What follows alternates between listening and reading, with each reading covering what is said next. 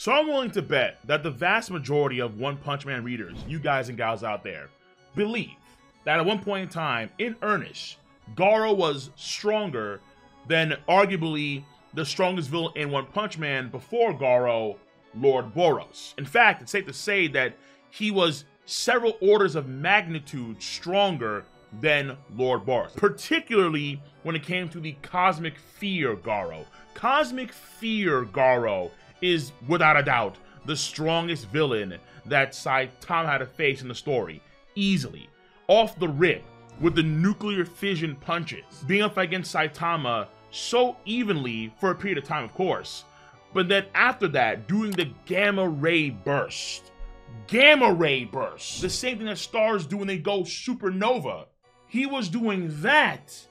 And then that's all before Blast comes in there. He's copying the gravity knuckles. Then he's actually doing Blast's dimensional portal techniques. Then he copies Saitama himself and does the Sirius series squared. So they blow out like a section of the cosmos of the night sky, just like that. Then they fly to Io far faster than the speed light can ever travel. Then they're fighting on Io and all these crazy things that Garou is doing in the Cosmic Fear mode. Again, I think it's very self-evident that he is without a doubt much, much, much more powerful than Lord Boros. But here's a thought experiment. Okay. When did Garou surpass Lord Boros? When was the exact moment you could argue that Boros is now weaker than someone like Garou? And I think a lot of folks say like definitively, that it's Cosmic Fear Garou, which I think is a very safe bet. Of course, he has the divine power of God, and he's doing the most gnarliest things. Okay, fair enough, fine, I'm cool with that. However, I'm willing to bet that it was actually before. It was actually before he attained the powers of God that Garou did become the strongest villain in One Punch Man. Not through God's power, but through his own merits and through his own struggles, he actually surpassed Lord Boros. Now, before I go over Garou stuff, I do want to tackle Lord Boros first as a brief refresher, because we all know, we all saw the greatness that was Lord Boros, where Lord Boros, even before going to Meteoric Burst, he was able to actually emit great physical strength where he could hit Saitama and then the shockwave would actually break apart the sky and it'd be like a clear sky. Or he has phenomenal speed or great durability. His regen was very potent even before he goes into Meteoric Burst. And then of course that state itself, the very iconic Meteoric Burst state, where he actually kicks Saitama to the moon, where he creates, you can argue, the strongest attack in One Punch Man at that point in time, the Collapsing Star Roaring Cannon, which a lot of folks say either one or two things. A, it wipes out all life on the planet, or B, it destroys the entire planet itself. Like, literally just gone. So that is a very powerful attack, and it required, of course, the Sirius series attack to actually cancel out fully. So Lord Boros, once again, we all recognize that he is a very powerful fighter. But Garou has had an immense journey when it comes to his level ups, when it comes to his limiters breaking over the entirety of the Monster Association arc. And particularly after the fight against Dark Oilshine, when he resurfaces and he starts his one-on-one fight against Bomb, we really start to see just how far Garou has come as a fighter and as a monster in earnest. And then later on, when little brother Bang comes in there, we continue to see Garou's evolution as a fighter. When it comes to the Awakening Breath technique that Bang uses to start fighting seriously against his disciple Garou, Garou is able to copy that immediately in chapter 148. And then 2 chapters later, we actually find out that he knew this crazy hidden technique of Bang, the Explosion Release Fist. And according to Bang in chapter 153, and I quote, "The Exploding Heart Release Fist, as the name implies, it causes one's heart to pulse explosively in time with the impact of your punches. In those moments, it allows one to surpass their body's limits." Then he started to actually combine what he had mimicked, the whirlwind and the water stream martial arts skills in that same chapter, and actually produce the Roaring Aura Sky Ripping Fist, the ultimate combo move of Bang and Bomb. and he's able to amplify the technique itself through foundational skills like the Exploding Heart Release Fist, so his attacks are always being amplified, and this copying ability is something he's always had. Of course, in Cosmic Fear mode, it's amplified, but well before Cosmic Fear, Garou could already copy damn near any techniques. So I would say at this point in time, the moment when Bang was able to actually remove some of Garou's monstrification, and then Garou kind of came to his senses somewhat, I would argue at this point in time, Garou was on the same level as someone like Boros. And this is around the time when Garou can do what? When Garou can fight against Platinum Sperm. When Platinum Sperm comes in, that is a ferocious monster.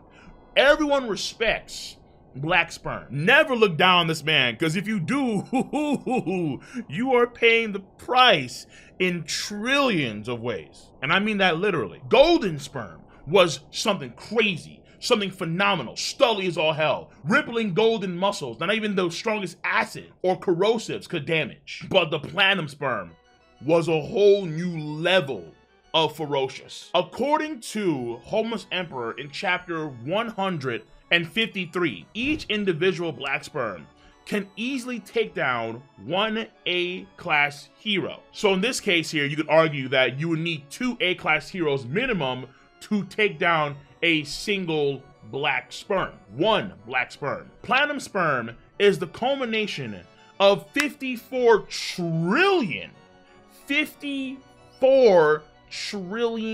Black Sperms. The moment Platinum Sperm was born, Atomic Samurai was shook immediately because the aura that Platinum Sperm could exude was off the charts.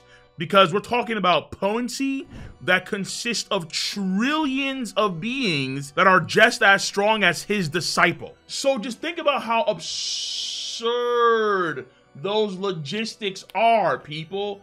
Yo. That is crazy. As far as I recall, the current Earth population is around 8 billion, almost 8 billion, like 7 point some odd billion, right?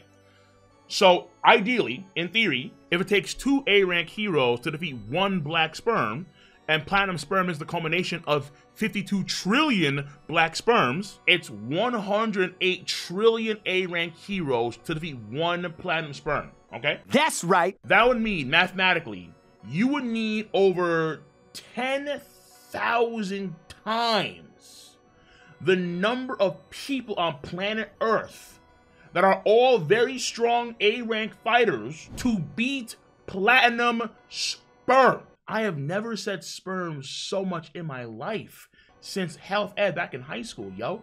Dude, if you wanted to argue that Platinum Sperm is stronger than Lord Boros, there is a fair argument for that. Because even though Lord Boros in the Meteoric Burst state is phenomenally powerful, the fact of the matter is that Meteoric Burst does not have a long time frame. It can only last for a few minutes max. And in the process, Lord Boros is actually siphoning off his own lifespan. Whereas someone like Platinum Sperm has phenomenal durability, has disgusting speed, and we see that in the case of Flashy Flash and Garou making that crazy constellation of light just by their sheer speed. They're moving several times the speed of light, and Platinum Sperm and Garou, when they take care of Flashy Flash, they get even faster, yo. They get even faster. Lord Boros, even in Meteoric Burst, has nothing even comparable to what the Platinum Sperm is doing. But for this video, the main fight I'm talking about here, of course, isn't Platinum Sperm, it's Garou. And Garou does beat Platinum Sperm. And in the process, he's trying to discover something. And that something is his own unique martial arts. He is trying to figure out the Monster Calamity God Slayer Fist, his true martial arts. And Garou, with that technique, with that durability, with that disgusting speed, with also a degree of regen too, because you kind of saw that take place during the Dark Lord Shine fight, where I think one Omurata noted that Garou was absorbing dark energy or matter to recover from his wounds. I can argue that Garou at this point in time, when he at least beats Platinum Sperm, I would argue that he is on par with Lord Boros. Whereas Lord Boros has this insane form, it can only last for a few minutes. Garou, I think, beats Lord Boros clearly, handedly actually, if he's not in Meteoric Burst form. And then I would argue that when Garou gets stronger than that, when he actually starts to go through some sort of resonance with Metal Bat in chapter 158, and then through this resonance, Garou is actually getting stronger and stronger and stronger. And then when him and Metal Bat, mainly him, when they defeat the Sage Centipede, when Garou does that disgusting karate chop from orbit, and when he proclaims that he has reached the epitome of his martial arts, and how his fist was finally perfected, I think it's at this point in time, it's at this moment, where I put this version of Garou over Lord Boros. The power to copy anything on sight damn near, the phenomenal speed, the extraordinarily tough body. Not only that, but the raw strength to throw the Sage Centipede's heart that far up into space and then drop down from orbit and karate chop that whole thing in half in a single move. When Garou perfected his martial arts, he was something truly sensational. We see later on in chapter 161-62 that this same Garou is not only be able to fight somewhat on par with a casual Saitama, but then also when Saitama does blast his whole arm off, his right arm is able to do what? Regenerate completely.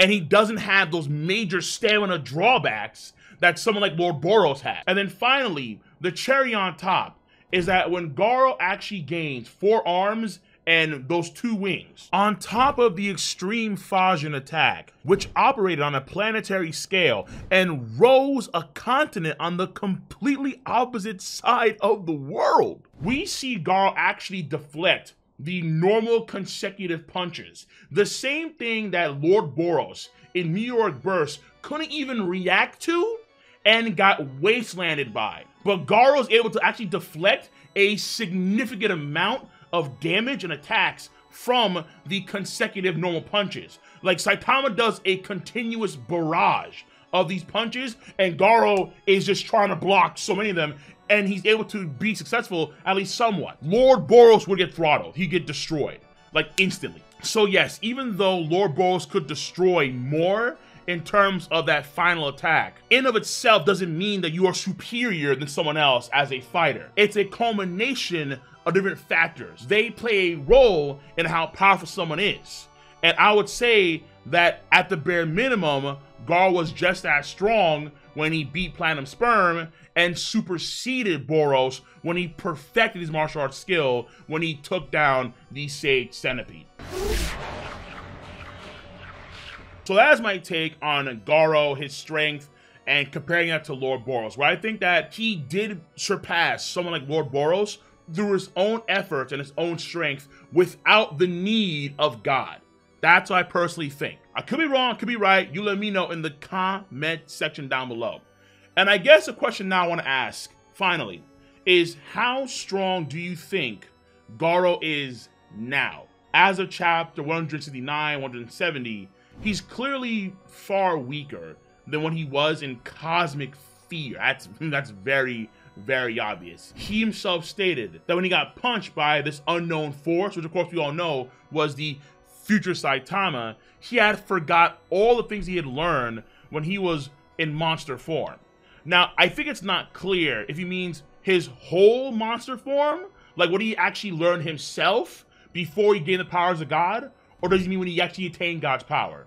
Because I don't see Garou now doing the things like the nuclear fission fist, or the gravity knuckles, or the dimensional rift hypergate stuff. No, I don't see that happening. I don't. But maybe some of the things that Garou could utilize when he was in monster form. Maybe some degree of his Monster Calamity Godslayer fist. He still has that to a degree. I'm willing to bet that he still does know all of the martial arts skills that he mentioned off. So the Water Stream Rock Smashing Fist, the Whirlwind Fist, the Hard Exploding Release Fist. I think that he knows all these things still. Like, can he still do at this point in time the Roaring Aura Sky Ripping Fist? I would say it's very, very possible. But let's say when he actually passed through Platinum Sperm, or when he did the karate chop on the Sage Centipede, and that raw power that he had back then, could he still exert that raw power now? No.